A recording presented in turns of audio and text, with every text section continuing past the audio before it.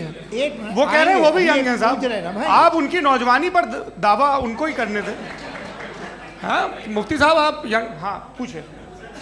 अरे भैया सर मेरा सवाल ये है, कुछ इनसे भी तो पूछो जी हाँ। नहीं बस आपसे एक सवाल है। जैसे थीस्टों के पास अपने जो ईश्वर को मानते हैं उनके पास अपने सोशल गेट टुगेदर्स हैं, 5 रोज़ आज क्रिसमस आने वाला है, होली है, दिवाली है, ईद है।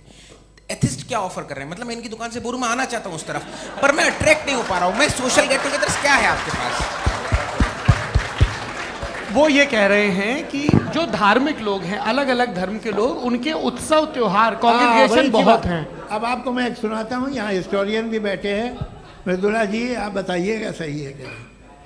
ये एक कॉन्स्टेंटाइन एक ग्रीक रोमन बादशाह था जो क्रिश्चियनिटी आने के 400 साल बाद उसने डिसाइड किया कि मैं क्रिश्चियन हो जाऊंगा, मेरी पूरी स्टेट कैंसिल हो जाएगी। उस ज़माने में ऐसे ही होता था, राजा जो धर्म इख्तियार करता था वो जनता भी कर लेती थी, इसलिए कि वो हो गया था बैंकक्रप्ट। और उसे जो मेडिटेरियन कोस्ट के रिच क्रिश्चियन वो थे मर्चेंट, उससे पैसा चाहिए था। तो उसने कहा यार क्रिश्चियन हो जाओ। तो उसने अपने वजीर से कहा कि भाई ये हिस्ट्री है कि अब हम लोग क्रिश्चियन हो जाते हैं। कहले सर हो जाएंगे, कोई प्रॉब्लम नहीं है, लेकिन एक प्रॉब्लम ये है कि 17 दिसंबर से 25 दिसंबर तक जो पेगन फेस्टिवल होता, जो पेगन थे वो लोग, जो फेस्टिवल होता है वो बंद हो जाएगा, इसलिए कि हम क्रिश्चियन हो गए तो होगा नहीं। तो वो बच्चों को बहुत बुरा लगेगा, पब्लिक को बहुत इन्जॉय करते हैं, ख़ासतौर से 25 तो मेन डे। उसने कहा हाँ ये तो सही कह रहे हो, ये जीसस क्राइस्ट की पैदाइश कब थी? कहते साहब वो अप्रैल में थी। नहीं कट करो, वो 25 दिसंबर को है। ये हकीकत है जी। और 400 साल बाद क्रिश्चियनिटी के अप्रैल से दिसंबर ले आए, और इसलिए कि यहाँ पेगन फेस्टिवल होता था। अब मनाते हैं आप आराम से। ये जो सारे फेस्टिवल हैं ये रिलीजन से, हर एक को एक इंटरटेनमेंट डिपार्टमेंट चाहिए होता है अपनी कंपनी चलाने के लिए। तो ये रिलीजन ने, ये सेकुलर त्यौहार थे जिन्हें रिलीजन्स ने ले लिया है। ये मौसम के थे, फसलों के थे, किसानों के थे, उसको आपने लेके रिलीजियस रंग दे दिया। ये कोई रिलीजन से थोड़ी आए आप। अच्छा हमें देखिए, हम तो मुल्द हैं, हम ईद मनाते हैं, हम दिवाली मनाते हैं, हम होली मनाते हैं, हम क्रिसमस मनाते हैं। बम्बई की फिल्म इंडस्ट्री की सबसे बड़ी होली हमारे घर में, सबसे बड़ी ईद हमारे घर में। वो हमारे सोशल वो है, हमारे हेरिटेज है। ऐसा थोड़ी है कि we will throw the baby along with the water. ये तो अच्छी चीज़ है, इन्हें रखो, जो बेकार है फेंक दो। जी हाँ हेलो जी, मेरा सवाल नादवी जी से है। जैसा कि आपने बोला कि गॉड टाइम के भी परे हैं और गॉड इतनी कॉम्प्लेक्स चीज़ है कि उसे ह्यूमन माइंड समझ नहीं सकता, और गॉड ने अर्थ पे फ्री विल भी दे दी है, तो आप अपना वक्त ज़ाया क्यों कर रहे हैं गॉड के बारे में बात करके? अपन को तो बात करनी चाहिए कि सोसाइटी को बेहतर कैसे करें। जी मैं गॉड वही बताता है सोसाइटी को कैसे बेहतर करे। अभी मैं आपका जवाब देता हूँ। आपने कहा कि टाइम पे वो एग्जिस्ट नहीं करता, सो मेरा सवाल ये है कि जैसा आपने बोला कि गॉड बहुत ही कॉम्प्लेक्स चीज है, मैंने कहा ही नहीं कि कॉम्प्लेक्स है, तो आपके अल्फाज हैं। कॉम्प्लेक्स का लफ्ज गॉड के लिए सुइटेबल नहीं है। क्यों? क्योंकि कॉम्प्लेक्स वो चीजें होती हैं जो ऑब्जेक्ट हो। God is not an object जिसको आप इंस्ट्रूमेंट के जरिए लेबोरेटरी में जाके टेस्ट करें, oh it's very complex. No, वो कोई कार का इंजन नहीं है। वो फिलोसॉफिकली नेसेसरी बीइंग ऐसी बीइंग है जो सिंपल बीइंग है। हाँ, आप उसको मुकम्मल तौर पे उसकी तमाम हिकमतों को जान ले और हर चीज को जान ले, ये पॉसिबल नहीं है, क्योंकि वो ऑल वाइज है, आप ऑल वाइज नहीं है, और वो खुदा है, वो आपको सारी चीजें बता दे, ये जरूरी नहीं। मेरा सवाल ये नहीं था, मेरा सवाल ये था कि जब गॉड इतना परे है इस दुनिया से कि उसने अर्थ पे फ्री विल भी दी है, हम सब ह्यूमंस की फ्री विल है, और जो सोसाइटी में हो रहा है वो अपन लोग डिसाइड करेंगे, तो अपन लोग डिसाइड नहीं करेंगे ना, अपन लोग डिसाइड नहीं करेंगे। गॉड जो है, गॉड ने वो उसकी जात, उसकी एग्जिस्टेंस टाइम एंड स्पेस से परे है, लेकिन वो हमारा टेस्ट ले रहा है, और उसी गॉड ने हमें बताया कि तुम्हें क्या करना है क्या नहीं करना है, तो जाहिर है उस गॉड की बात सुनेंगे ना। जी वो पीछे एक चश्मा लगाए जो मैम खड़ी हैं, उनको दीजिए। हाँ आप जी जी बिल्कुल आएंगे। देखिए मैं कोशिश कर रहा हूँ सब तरफ जाने की। हाँ उनको दीजिए माइक। जी हेलो सर, मैं ओमनी प्रेजेंट नहीं हूँ, टाइम पाबंद हूँ, और जहाँ तक कोशिश कर सकता हूँ करूँगा। जी अपना नाम बताइए। मेरा नाम उर्सुला है, मैं दिल्ली यूनिवर्सिटी की एक स्टूडेंट हूँ और मैं स्टूडेंट फेडरेशन ऑफ इंडिया से हूँ।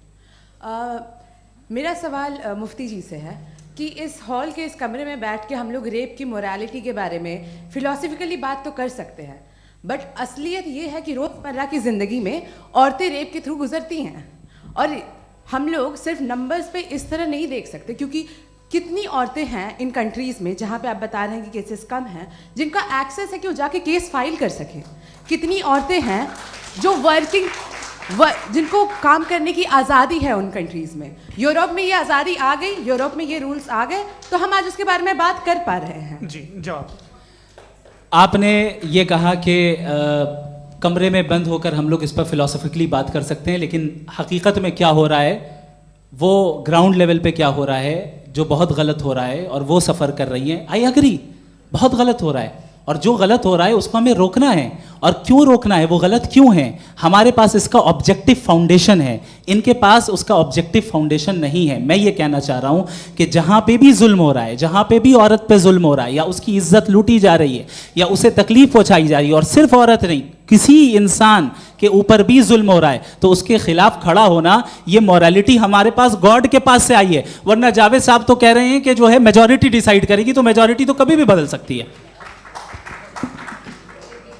क्या आप हाँ। ये थोड़ी सी आपको गलतफहमी है। मैं अगर मेरे जुमले से ये मदनत निकला या मैंने कहा, तो ये जुमला मैं वापस लेता हूँ। ये मेरा मतलब ही नहीं था कि मेजॉरिटी डिसाइड करेंगे। मेजॉरिटी डिसाइड करे तो दुनिया में बड़ी वैसे आपने कहा था ये जुमला, अच्छा हो सकता है, मैं मान रहा हूँ। बाद में रिकैप कर लेंगे। अरे बाएं भाई, हाथ। एक जी, सेकंड मैं अपनी एक्सप्लेनेशन दे रहा हूँ।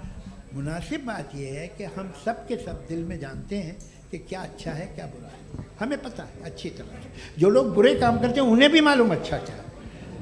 यही तो सवाल था हजरत, सर, कि फिर ये मोरालिटी आई कहाँ से? Cross examination. हाँ जी, हाँ जी। मोरालिटी साथ रहने की डिजायर से आई है। यानी साथ रहकर जो कुछ कह दे, जो कुछ कर दे, वो हो जाएगा? नहीं नहीं, तो आप कायदे से रह ही कर सकते हैं जब तक लोगों में मोरालिटी हो, वरना क्यास हो जाएगा। ये आपको कैसे पता? जी, हमने देखा ना, जहाँ मोरालिटी का क्यास हो गया, हम देखते हैं। कहाँ पे देखते भाई हैं? दुनिया में आप जो ये- कह रहे हैं, आप एक अभी कहीं मैं पे आप अगर लोगों गलत को हो रहा है इस बहस तो के उसको बाद आप में आप लोगों देखिए, को आप क्या- सर, मुफ्ती आप साहब, मैं- एपिस्टेमोलॉजी मुफ्ती की साहब, बात मुफ्ती कर रहे हैं, मैं साहब, ऑन्टोलॉजी अरे की बात मुफ्ती कर रहा साहब, हूँ। मैं इस बहस के फाउंडेशन बाद क्या आप है? दोनों लोगों को चाय पे फाउंडेशन होस्ट करूंगा, वहां पे क्रॉस एग्जामिनेशन कर लीजिएगा। अभी ऑडियंस का हक मार रहे हैं आप लोग भाई। सर, जस्ट लोग हैं आप लोग।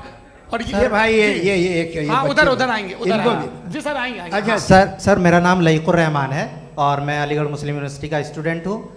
और जहाँ तक मुझे पता है कि sir you are also product of Aligarh Muslim University. मैं भी उसी चमन का बुलबुल। हाँ सर, तो बड़ी खुशी हुई मुझे जान करके कि मैं आपसे मिलूंगा। सवाल सर मेरा सवाल यह है, सर सैयद अलैहि रहमा का नज़रिया यह था कि खुदा के वजूद को अक़ल के दायरे में रह कर के तलाश करना, न कि पूरी तौर से उसका इनकार कर देना। Sir how will you define it?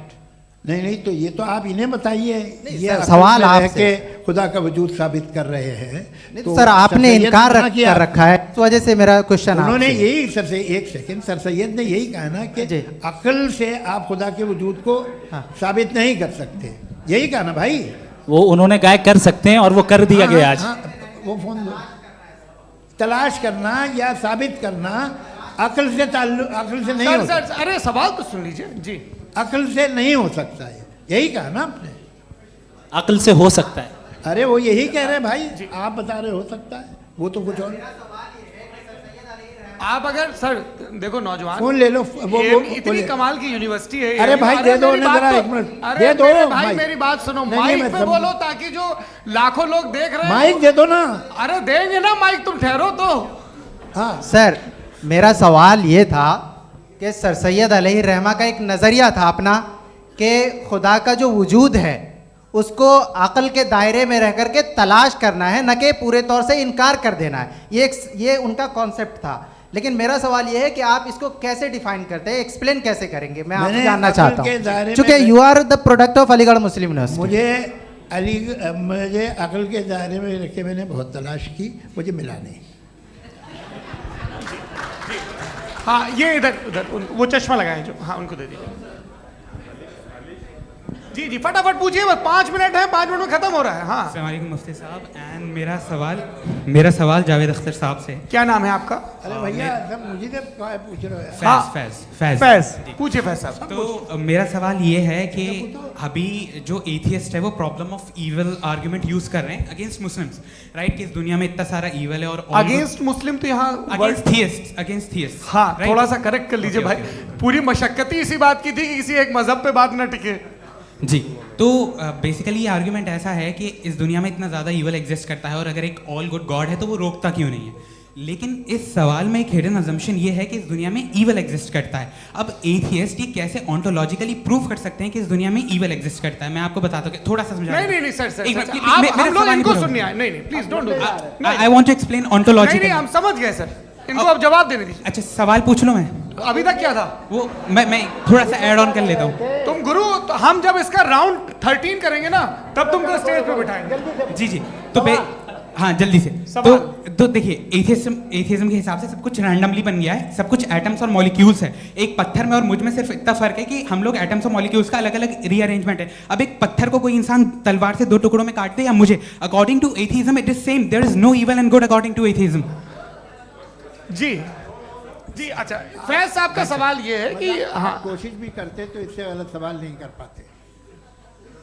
एक लाइफ फॉर्म है और लाइफ फॉर्म में फीलिंग्स हैं, मतलब लाइफ फॉर्म सुनता है, देखता है, टेस्ट कर सकता है, फील कर सकता है। तो उसकी जो ये जो क्वालिटी इस बबल में आ गई हैं वो जानवर में भी है, इंसान में भी है। तो जाहिर है कि उसे कोई तकलीफ पहुंचेगी, तो चूंकि उसके पास वो सेंसिटिविटी है तो मैं करेगा। पत्थर में वो सेंसिटिविटी नहीं है। तो ये क्या सवाल हुआ कि अगर पत्थर को काटा तो पत्थर को तकलीफ नहीं होती, तो आपको काटे तो आपको क्यों तकलीफ हो? बैठ जाइए। जी हाँ अगला सवाल। हाँ पूछे जी जावेद अख्तर साहब। अरे भैया सब आप लोग मुफ्ती साहब को छोड़ रहे हैं, तो मेरे ही पीछे पड़े हैं क्या? फिर चलो बोलो भाई।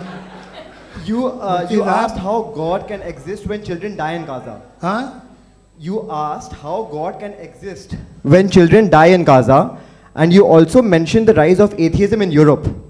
But the same events also are leading many atheists and non-believers to turn towards faith. How do you interpret this contradiction, where suffering pushes some away from God, yet brings others closer to belief? देखिए आपको एक बात बताऊं, दुनिया perfect तो कहीं भी नहीं है, हर जगह कुछ खामियां हैं। बेटा एक मिनट, मैं आप ही को कहेंगे, देखो वो तो कुछ खामियां, कमज़ोरियां, खराबियां सब जगह है।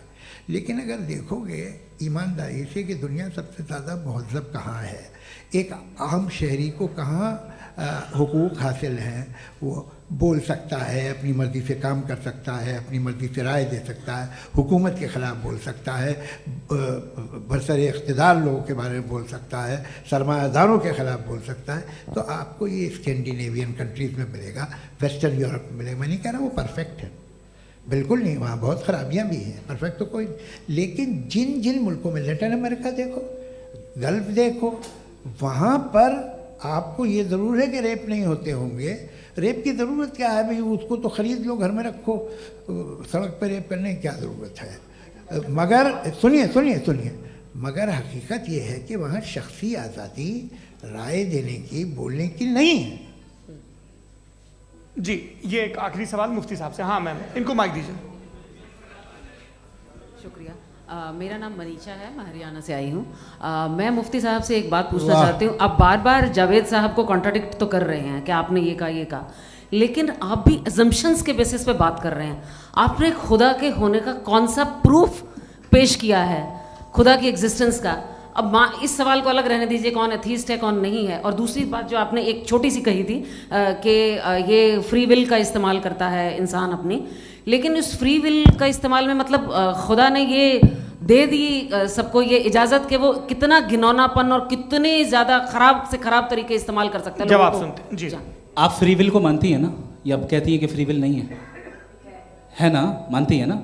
तो अब आपके पास इसका कोई एक्सप्लेनेशन नहीं है कि अगर एक इंसान उस फ्री विल का इस्तेमाल करके गलत काम कर रहा है और बच के अच्छी ज़िंदगी गुजार के निकल जा रहा है, उसका कोई रिकम्पेंस नहीं है। हमारे वर्ल्ड व्यू में जो इंसान गलत काम कर रहा है उसको भी रिकॉम्पेंस यानी उसका बुरा बदला मिलना है, और जो सही काम कर रहा है उसको सही बदला मिलना है।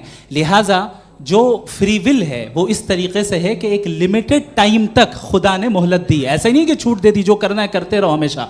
वक्त आएगा जब एग्जाम का टाइम खत्म होगा तब रिजल्ट आएगा, दौराने एग्जाम जबरदस्ती आपको नहीं बताया जाएगा। अरे भाई एक सेकंड, जी, एक सवाल मुफ्ती साहब से मेरा, सर, मुफ्ती साहब से जी, एक जी, सवाल। हाँ, मैं भी- हाँ, हाँ, मुफ्ती साहब, मैम एक प्लीज, एक सेकंड रुक जाइए, आपसे फोन, आप इसके बाद आपसे पूछिएगा, माइक यहीं छिन रहेंगे चुका। वो, हाँ, बोलिए। मैं मुफ्ती मैम, साहब एक एक ही सेकंड। सवाल करता जी। हूँ कि अगर जो हो रहा है फ्री विल से हो रहा है और एक दिन बरोज़ क़यामत इंसाफ होगा मैशर में वगैरह वगैरह, तो दुआ क्यों मांगते हैं लोग? दुआ मांगते हैं इसके मतलब है अभी भी उसने ये डिपार्टमेंट रखा है कि मैं रोज़मर्रा की ज़िंदगी में इंटरफेयर बिल्कुल कर बिल्कुल, सकता हूं। He can. तो तुम कैन हो, तुम मुझे नौकरी दिला देते हो, मेरे बेटे को ग्रीन कार्ड दिला देते हो, और 45,000 बच्चे मरते हो उन्हें रोकते नहीं हो।